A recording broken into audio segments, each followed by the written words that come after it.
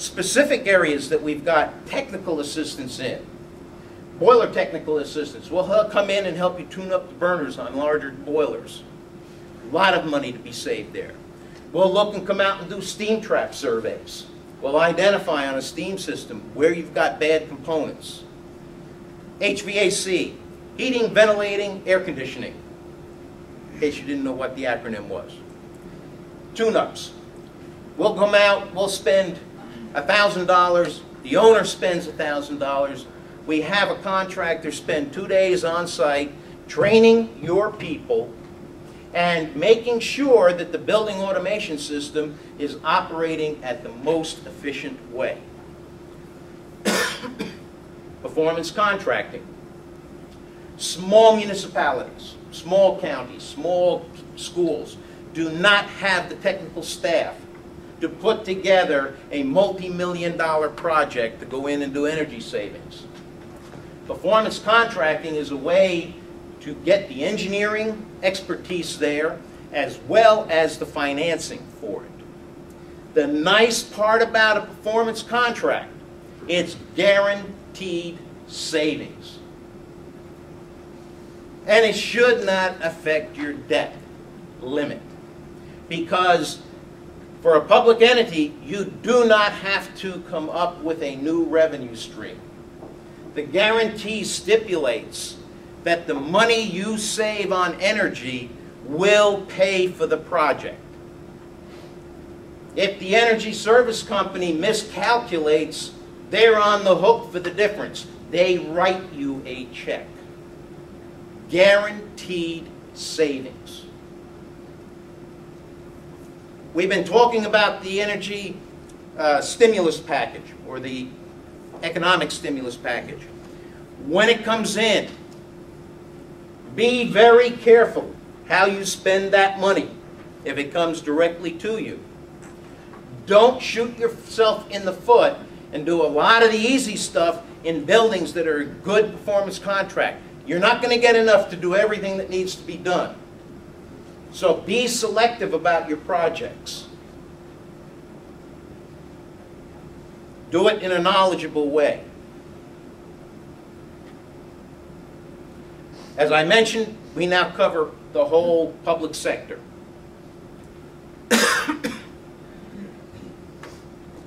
Clean Smokestacks Act.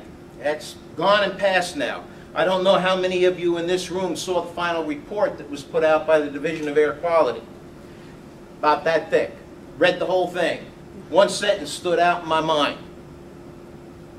If you want to mitigate carbon dioxide in the atmosphere, don't burn the fuel in the first place.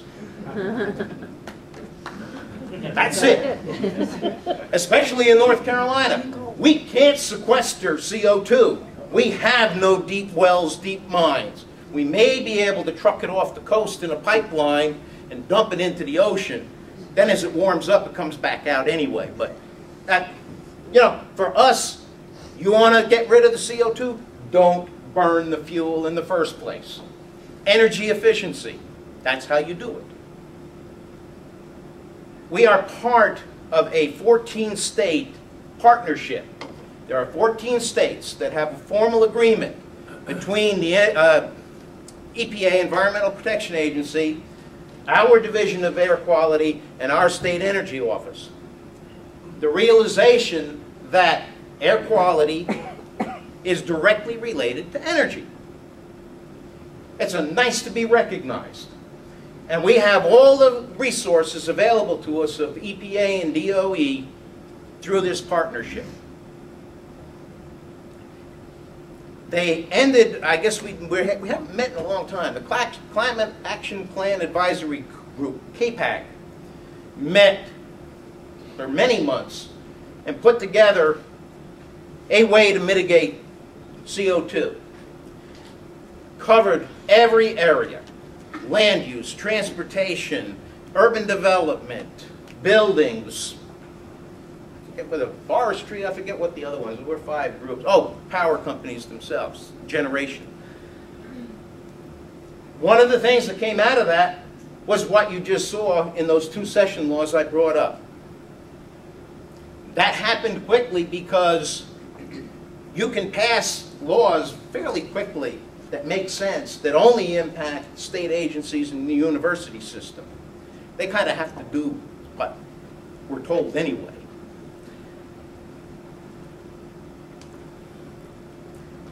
Wanted to cut it back into for the people. I don't know of any technology, any program, anything that you can put in place that a very dedicated individual that wants to circumvent it can't do.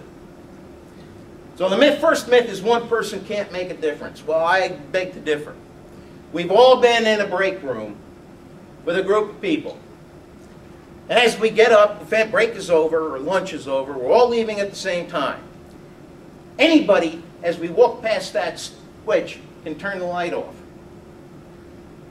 Everybody walks past that switch thinking somebody else is going to do it. The net result is nobody bothers to turn off the switch, and the lights remain on. All it takes is one person to take ownership and turn the light off.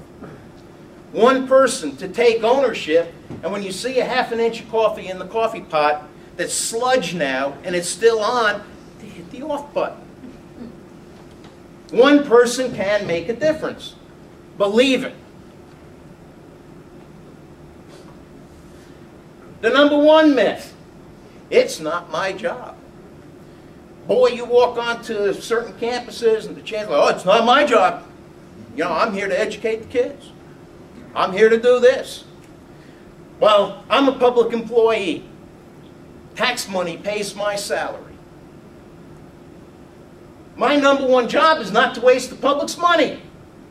And if I leave my office light on, if I'm the one that's left the coffee pot on, I'm wasting money. Let alone the pollution that you're creating, I'm wasting money. Any public employee, your #1 job is to not waste the resources that you've been given to do your other functions. It is our job. How do you deliver the message? Lead by example. You're one person, granted. You be the one that makes the difference. You be the one that takes the ownership to turn the light off. You be the one to stand up and say, why don't we do X and so to make a difference? Lead. And finally, I'll leave you with this.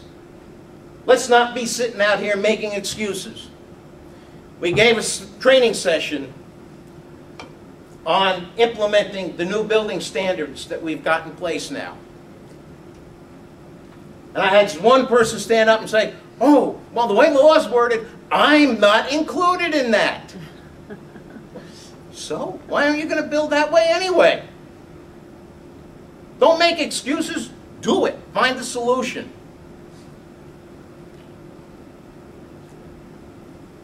And that's it.